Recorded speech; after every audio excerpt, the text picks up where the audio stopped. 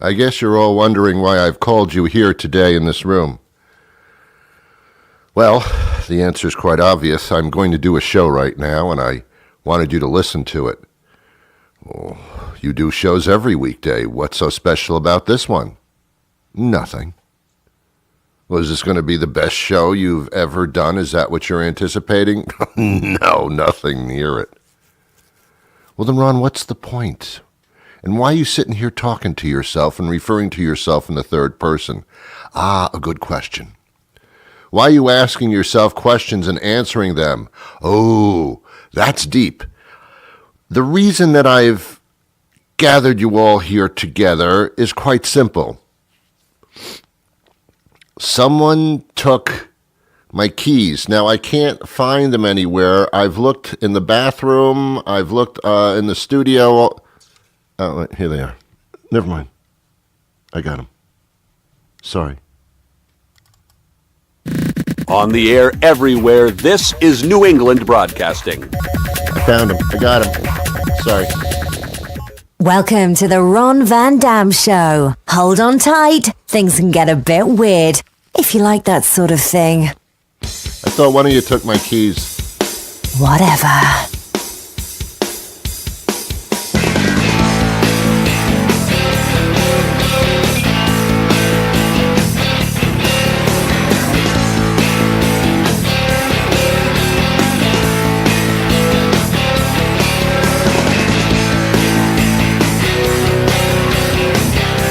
I was sure one of you had taken my keys. I left them here on the desk, and now they're not, but I found them. It's okay, don't worry about it. So, good morning. Good morning, good afternoon, good evening, good night. It's the Ron Van Dam Show.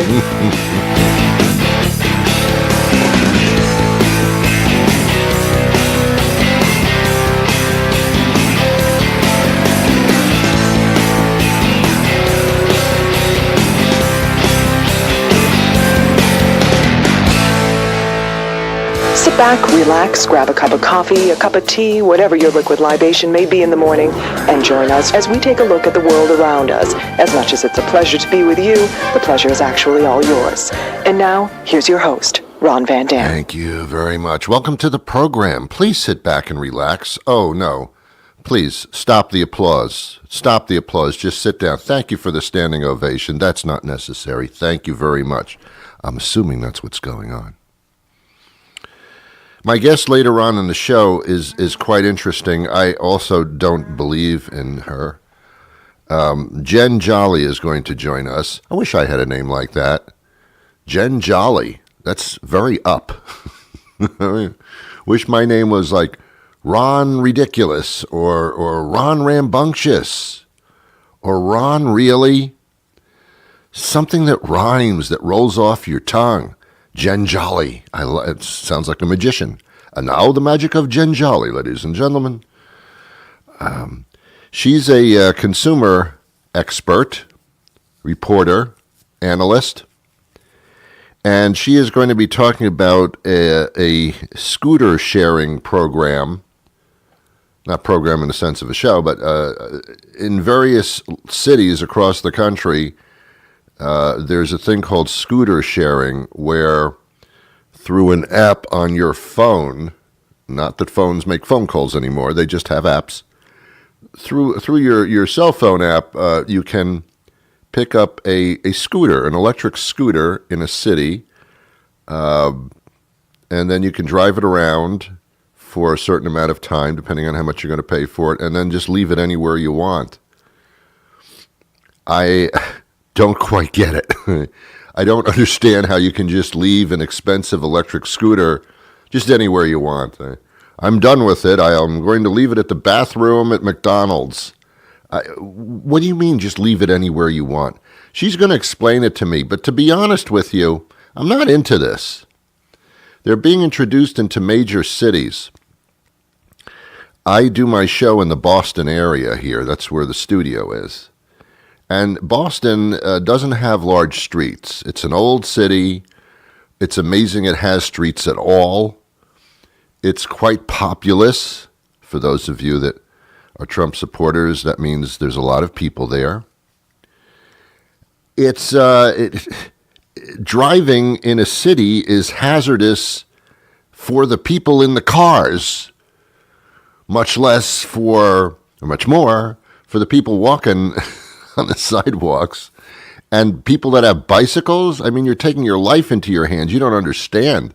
You've got these 1,000-ton death machines cutting each other off, and you're driving a little two-wheeled piece of tin. Well, now there's going to be electric scooters as well. Oh, man. Which is dangerous for the people on the electric scooters, I'm telling you. I mean, that's a stupid thing. In Boston right now, as we speak, they are creating bike and scooter lanes. So in other words, they're taking away from the ability for automobiles to make it through the city traffic-wise, make it more congested inside the city, so that some douchebag can just pass you on his bicycle and honk the horn. Or it could be a woman douchebag, which I guess fits better in the sense of the actual utility of the implement of the bag. So we're going to talk to Jen Jolly about this. Apparently she's advocating for it, and I don't think I'll be able to hold back and because I don't quite believe this is a good idea. We'll see what happens when we get to that part of the show, which we may not get to it ever, depending on what happens here. I have been scammed by television commercials all my life. It seems it's getting worse now. Here's a scam that's been going on since the beginning of time, since they were cavemen, and I'm talking about the vacuum cleaner. That is one of the most amazing pieces of machinery that has encompassed our good housekeeping lives. What am I talking about? I have no idea. You should know that by now. Vacuum cleaners, there used to be a time, well before I was born, where there'd be a knock at your door. You'd put on some pants, walk to the door, open the door, and there'd be a vacuum cleaner salesman. And they were men, usually. They would have a bag of dirt with them and a vacuum cleaner. They toted it around door to door. These were the days when people sold things door to door, and they weren't just Girl Scouts with cookies. These are people selling brushes and vacuum cleaners and knife sets. You got somebody coming to my door with a box full of knives. You think I'm going to answer the door? No. No. There were times in our past, back in the 40s and 50s, I am told, when people didn't lock their doors, man. They just left their doors open. I mean, wow, huh? It's unheard of these days. I mean, come on. Leave your door open? What are you, sick? People used to leave their cars unlocked in the driveway overnight. What? What? Are you serious? Yes, they did. Not in every place, obviously. There were rough places even back then, but for the most part, people didn't lock their stuff. Anyway, vacuum cleaners, man, they were, last year, I bought a vacuum cleaner. I don't really vacuum very much. I have people. But I decided I needed a vacuum for quick little vacuuming chores. So I bought a vacuum. And it was cordless. No cords. No. You plug it in, you charge it, and then cordlessly you clean your house.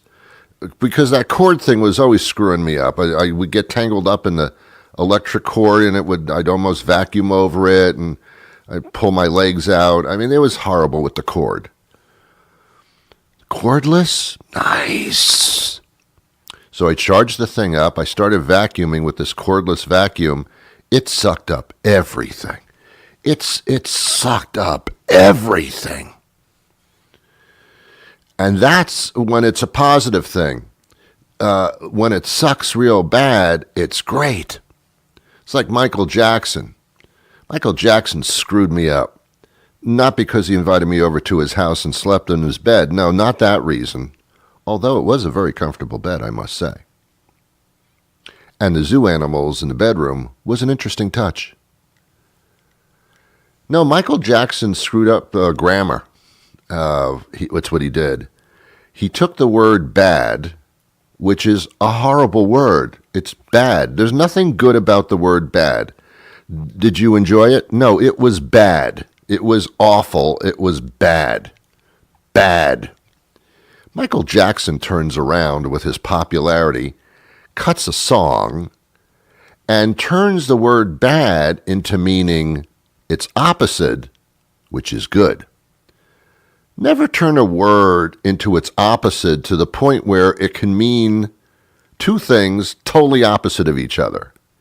So when Michael Jackson, or somebody that follows Michael Jackson, or did, says to you, hey, I went to the concert last night. It was really bad. Oh, okay. I don't know what the hell you're saying then. It was bad. It was horrible. The music was awful. Or it was bad. It was fantastically bad. Everything was bad and wonderful.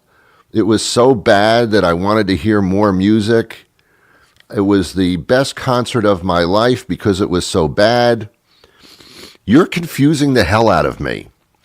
Damn you, Michael Jackson, for doing the opposite stuff. There's no reason for that. That's mindless. And when Michael Jackson started to use the word bad in a positive way, like bad is really good, I wanted to hurt him. I didn't, but I wanted to because he's butchering the language. Now I don't know what anybody means. Ron, I really like you. Does that mean you like me or you hate me? No, I said I really like you. Oh, well, screw you then. I'm confused. What's going on?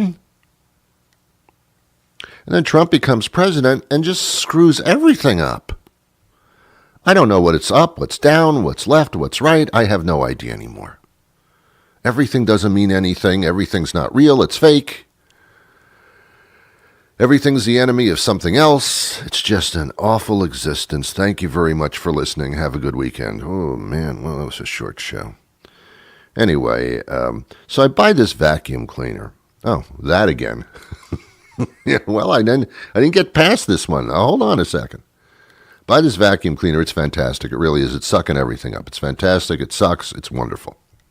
See, there you go again. It sucks. It's wonderful. After about a month of using this vacuum, it starts not picking up everything all of a sudden. I go, oh, no. And I find out you got to clean the vacuum cleaners out every once in a while. Now, I'm not professionally in the maid business, so I don't know what's going on with that. So I open up the vacuum cleaner, and the brush comes out very, very easily, and there's a lot of crap in it. I clean it out. I pull out all the hairs and stuff. It's messy, but I do it.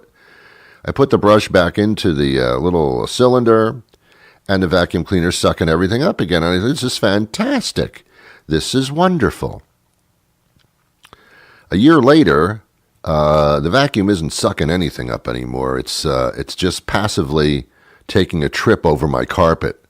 It's like the vacuum cleaner is just saying, hey, roll me around. I'm enjoying this. I'm not doing anything, but roll me around, see what happens. I've cleaned the brushes out. I've cleaned the canister out. I've done everything I can possibly do other than reconstruct the entire vacuum cleaner. It ain't picking up like it used to when it came out of the box. And that's when I figured it all out. The only way you're going to have a good vacuum cleaner is to buy a new one. So I'm watching TV. I'm lying in bed last night. I'm watching TV. This is how I relax.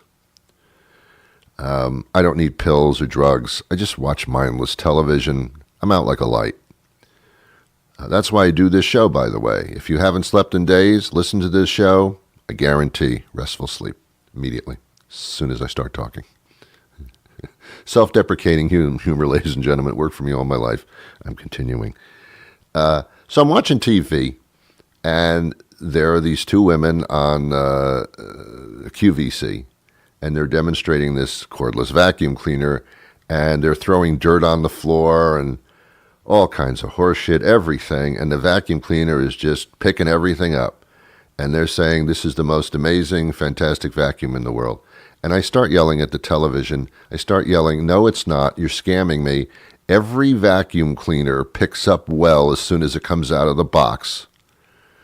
I guarantee you the vacuum cleaner that they're using on QVC is not 10 years old. It just came out of the box. It's been prepped and prompted and cleaned out thoroughly and brandy new, and it's going to pick up everything. QVC, give me a demonstration of a vacuum cleaner that's 2 years old, and oh my goodness, look, it's not picking everything up. What a surprise. They don't say it on QVC. We're demonstrating this vacuum cleaner. It's brand new. Therefore, it's sucking everything up.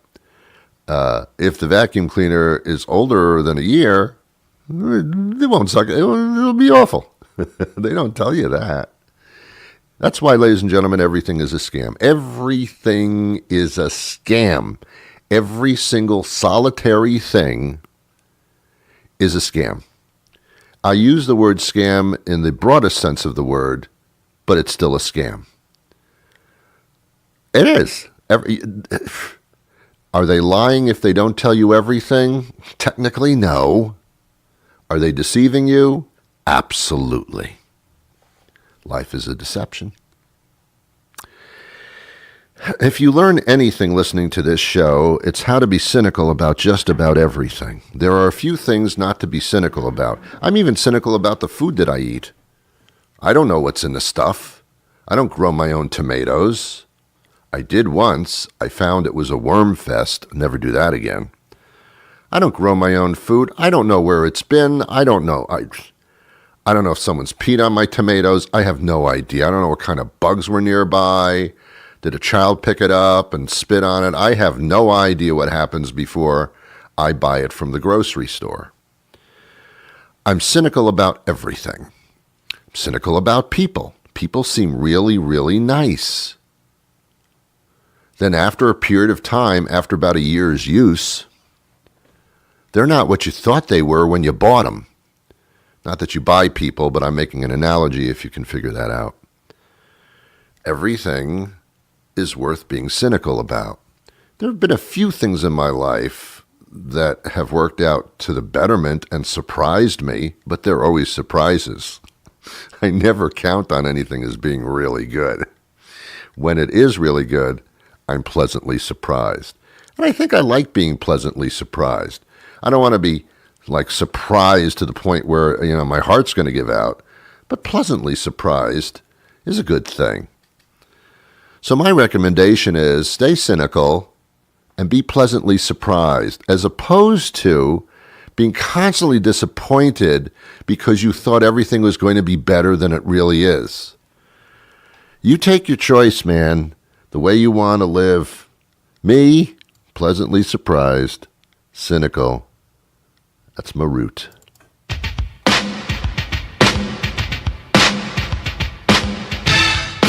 We can't all be quite as cool as Ron Van Dam. But then again, most of us haven't had quite as long to work on it. You're listening to The Ron Van Dam Show on New England Broadcasting.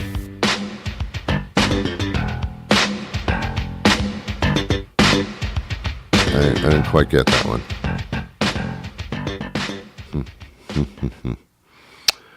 Halloween is tomorrow, as I understand it. And we're going to do a Halloween special tomorrow. It's going to scare the pants off of you. Not that the pants are on you to begin with, but it's going to... If you have pants on tomorrow, I will scare them off of you. You'll be walking down the street and you'll say, my God, people are staring at me. Why? Oh my goodness, I don't have any pants on. Ron must have scared the pants off of me. And that's what I'm going to do. I am going to make tomorrow's show so scary, you will virtually lose your pants. You might be saying, I don't understand. I don't understand. How can something be so scary that all of a sudden I have no pants on? It makes no sense. Hey, I didn't make up that phrase. I didn't make it up. It's a known phrase. I don't know who made it up. Somebody who had no connection between cause and effect. I will scare you. Therefore, some articles of clothing will be missing. What?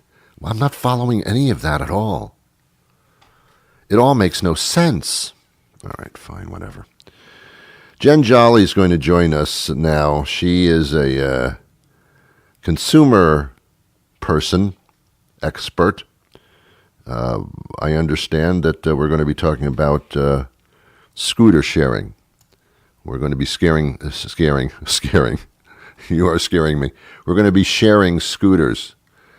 I just hope you clean the seat off. I don't want to be sitting on a seat that I don't know where you've been. Do you know what I'm saying?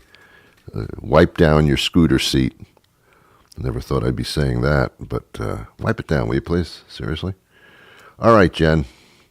Let's talk about this. Ron, hello. How are you today? I'm doing well. How are you? I'm great. Jen Jolly is a consumer tech expert and so many other things. We're talking about a new concept that is kind of sweeping the country area by area. And this is an interesting concept. It has to do with bicycles, I understand. Well, this has to do with electric scooter sharing. Okay. So you might have heard about all these electric scooter sharing companies kind of popping up throughout the nation and really throughout the globe.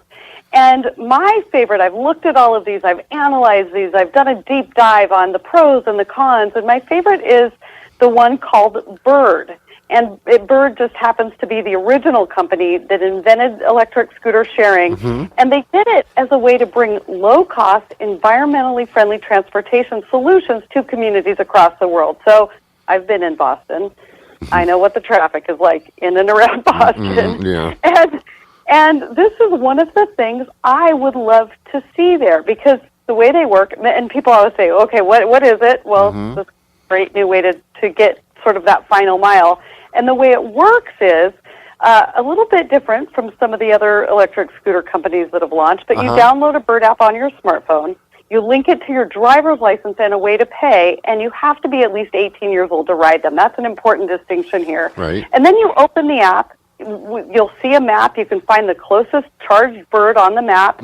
When you get to it, you scan an app with the actual Bird the scooter, and you pay $1 per ride plus 15 cents a minute for the duration of the ride. When you're done, you leave the scooter for the next person, and it cannot be reactivated without the app. And then during the evening, say 9 p.m. to 7 a.m., Bird shuts all the scooters down, and that's when contractors can come collect, charge, and service them. Wow. So that's the basic way that it works. And then the reason why Bird's my top choice of these scooter companies is because they do have that 18-year-old rule. You have to scan your license so that they have to prove age. They also really advocate for helmets. They want everyone to use a helmet, and they'll even send you a $40 helmet for free. All you have to do is ask. And then they walk you through kind of the how to ride, and it's really crazy easy, and it's really crazy fun. And then they really are sticklers about the safety aspects as well. Yeah. Describe the scooter itself to me, what it looks like, that kind of thing. Okay, I am actually standing on one as I speak. It's a matte black and with a white Bird sticker on it. It's got a normal size scooter front wheel, back wheel, a little platform that's a little bit like a skateboard size platform. Okay. It stands about 3.5 feet high with grip, and the way that you give it some gas, so to speak, give it the electricity, is just by pushing with your right thumb down on a little lever. Okay, so it's an electric scooter, so it's kind of like a bicycle with training wheels, but, hepped up there, right? Yeah, you stand on it, you ride it. You stand on it, you don't sit on it. Yes, that's correct, you stand on it. Oh. And, a lot of kids got really into scooters. I know my own daughter had a scooter when she was about 12, Her scooter went maybe 7 miles an hour or so, and you could, it was an electric scooter, but you could also just kind of like a skateboard, you could hold onto the handles and push off with your foot. The way you start riding this, you hold onto the handles, you push off with your foot, and then you slowly twist the lever, to give it some speed and give it some power. These only go 15 miles an hour, and that's, again, important. Bird has limited the speed. They put safety over every other concern and aspect out there. And then the way that the people use them is they are able to replace about 40% of the car trips that are under 3 miles in the United States. Okay. So, one of I've been using them myself for about 3 months now, and one of the things I've noticed about them, I'm a cyclist as well as a scooter rider now, and they're easier to navigate in and out of traffic. When I'm riding my bike, I have to unclip and jump off and try to dodge traffic. This, you just step off. Okay, so Jen, what if you're not familiar with being on a scooter at all? I don't think I've been on a scooter since I was like 5. And they weren't electric. So, how would I get on it and then play with it and not fall off? Right. I wondered that exact same thing. Could I do this? Could I do this? Yeah. And Bird walks you through how to ride on the app. They give you all kinds of important safety reminders in the app. And one of the most important for me was ride it like a bike, in that you use the same hand turn signals that you would use on a bike. You follow the same kind of cyclist rules of the road, so you stay off sidewalks, you stay in designated bike lanes. But back to this sort of how-to ride, it'll walk you through it. It gives you a video tutorial, and it's much, much easier than you might think. So you step on, you put you give yourself a push-off, and then the scooter just kind of does the rest for you. All right. Because some of the areas that it's being used in are like crazy traffic, like in Boston, New York City. I mean, just crossing the street, you could get killed. I mean, it seems kind of dangerous if you're not familiar with the scooter, and then you're being launched into traffic where cars are cutting each other off and barely hitting the curbs themselves. Well, and I think that to that point, it's really, really, really important to start slow and work your way up. It took me about a minute to feel comfortable riding it. I've ridden with other people. It's taken as long as 3 minutes, 5 minutes. But it is important to not just start out, twist that, crank up that acceleration as high as you can and start dodging in and out of traffic. Which people probably do. You have to use some common sense. Okay. Now, I know. Well, I don't know many people with common sense. So, so your usage is over. It goes into a receptacle that locks the scooter into place. Is that what happens? No, Bird scooters. The electric scooters are different. You can leave it anywhere. So you could leave it out in front of your house. But how come? What if someone takes it? Well, it's impossible to get it to function without that app, and the Bird company can just shut that entire scooter down. So, scooter number 2702 went missing. It's disappeared off a map. We're going to make it so that you can't use it at all as an electric scooter. Yeah. All right. Obviously, I need more information. Where can I go to get that? Well, the best way to get more information, you can find, I wrote a little something about it on my blog on techish.com, or you can go to bird.co and read all about it there. When anything new comes along, you got to find out what it's about, and then it does become a staple of society all of a sudden. So, interesting stuff. I'm really impressed by this, and I live in Oakland, the San Francisco Bay Area, where traffic is now number 2 worst in the nation. Oh, cool. And this has changed my life. It's kept me from getting tickets, from paying a ton for parking, and it's brought an element of fun back into running errands that I didn't even think I could. Okay. I could love again. Hey, Jen, good to talk to you. One more time, that website? It's bird.co. And you can read my thoughts about it also on my website, which is techish.com. Techish.com. Jen, thank you so much for your time today. Thank you. Okay. Bye-bye. I don't know. Sorry. I don't know. What if your cell phone runs out of battery and cell phone goes dead? What do you do then? Does your scooter stop? I don't understand the whole thing. I just don't get it. Oh, please. Give me a pad of paper and a pencil and I'm good. I don't know what it has to do with anything. I think I'm referring to the fact where things were simpler when they weren't confusing. I guess that's what I mean. Have yourselves a wonderful, wonderful day. Thank you, Jen, by the way. And I wish you peace. Where's my scooter? Who took my scooter? Where'd I put the scooter?